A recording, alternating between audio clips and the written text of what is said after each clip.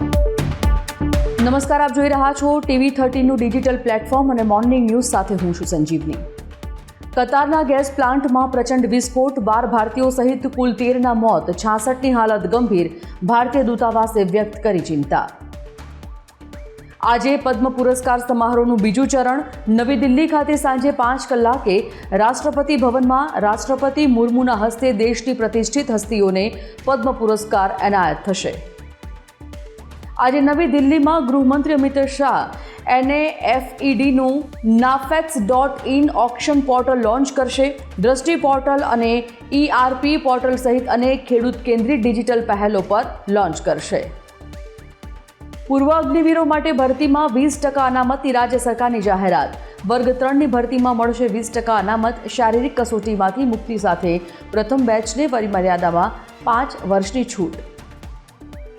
રાજ્યમાં શાળા પ્રવેશોત્સવ અને કન્યા કેળવણીનો થશે પ્રારંભ। વડનગરથી મુખ્યમંત્રી આપશે લીલી ઝંડી। તમામ મંત્રીઓ સહિત 465 નેતાઓ અને અધિકારીઓ થશે સામેલ। સુમુલ ડેરીની ચૂંટણી માટે ભાજપે જાહેર કર્યા 16 ઉમેદવારો, 7 રિપીટ, નવા 9 લોકોને તક। માનસી પટેલ, રીતેશ વસાવા, નરેશ પટેલની કપાઈ ટિકિટ। જૂનાગઢનું સાસણ ગીર સદન 23મી જૂનથી કરવામાં આવશે બંધ। રાજ્ય સરકારના આદેશ મુજબ 23 જૂનથી 15 ઓક્ટોબર સુધી રહેશે ચોમાસું વેકેશન। આ વર્ષે 7 દિવસ મોડું કરવામાં આવ્યું વેકેશન। 22 કલાકમાં રાજ્યના 52 તાલુકામાં વરસ્યો મેહુલિયો। ભાવનગર, ઉમરપાડામાં 1.5 ઇંચ વરસાદ, 45 તાલુકામાં 1 ઇંચ સુધી વરસ્યો વરસાદ।